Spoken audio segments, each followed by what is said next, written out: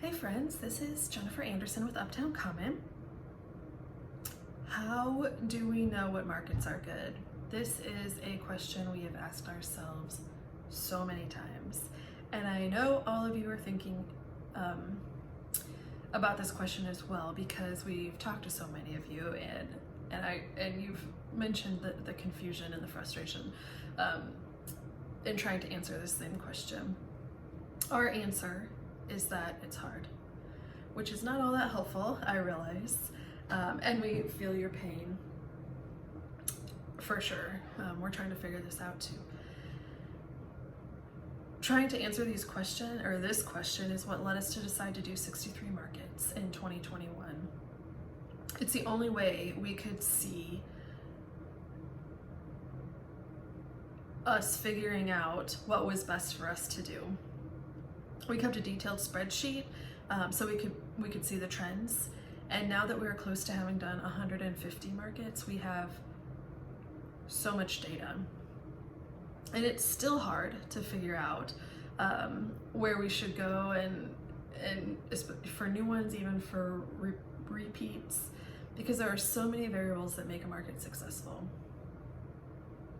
But here are 8 things we do to help us narrow it down so that we can spend more time investigating and considering and thinking about the ones that have the best chance of being successful for us. 1 is take a look at the website and all the social media pages for the market. If they're elementary looking, if they have misspellings, it's a pretty easy no. Look at the pictures they post of the event, look at their vendor list, look at the post frequency and post interaction. That'll give you an idea of who's at their market, how it's laid out, the space, all of that stuff. Number 2, what kind of market is it? Farmers market, craft show, artisan market. If you know you don't do well at farmers markets and you've been invited to participate in one, that probably makes it pretty easy. Number 3, communication from the organizer, whether it's initiated by you or them. You can get a sense for how they view their role as the organizer, which will ultimately be reflected in how the market is run. So based on how quickly they respond to your questions, what they say, how they say it, are they answering the questions, are they avoiding the questions, those will all give you an idea of how they view their role as the organizer, and that, probably will be reflected, since they're in charge of the market, how the market will run. Number 4, how much ahead of time they start accepting applications. We get numerous invitations to be at events that are only a few weeks away. Most serious vendors will already have their schedule planned, so the organizer is essentially blocking participation of the best vendors when they wait so close to their event date to start finding vendors.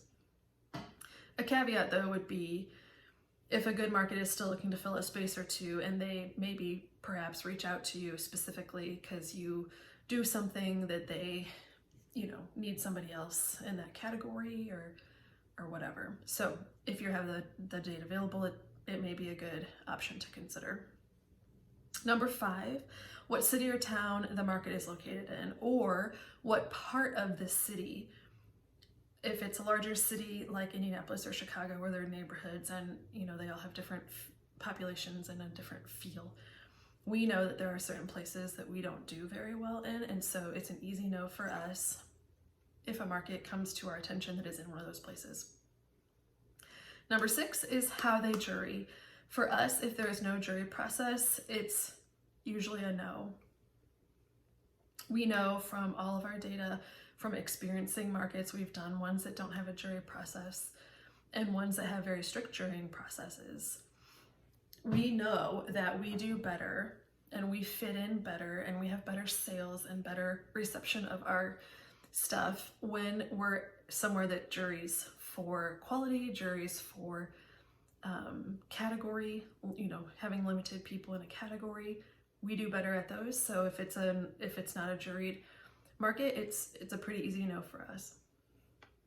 Number 7 is what other vendors say. And you know that networking with vendors, if you've listened to any of my previous videos, is one of the top ways to find some good markets. Just be careful that you stay objective and that you still research for yourself to see whether they told you it was a good or bad experience for them, that you are still looking in to see, you know, drilling down into why that could have been and what would that mean for you. And number 8 is something that we don't have a lot of time to do ourselves, but when we have, we found it super helpful, and that is visiting the market ahead of time.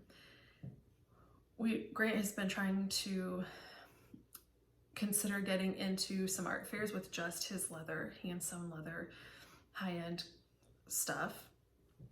And we visited some art fairs, and it was helpful to be able to talk to the other vendors and to see who's normally there. And we've even been able to talk to the organizers in person instead of just trying to figure it out through email.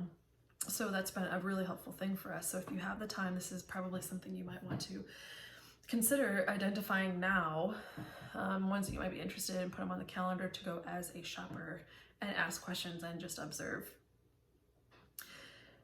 There will always be unknowns. Doing markets, there's so many variables. They're unknown, whether it's a repeat market or a brand new market. So don't be paralyzed by the unknown. Use your data if you have it, and use your common sense, and it will be okay. In the end, it's better to attend a bad market than no market, because at the very least, it gives you data to help you make decisions in the future. And that is not nothing. So that will help you decide that wasn't a good place for me, that wasn't a good city for me, that wasn't a good whatever for me. And that will help make your decisions easier into the future. Let us know what you think in the comments, and we'll talk to you next time.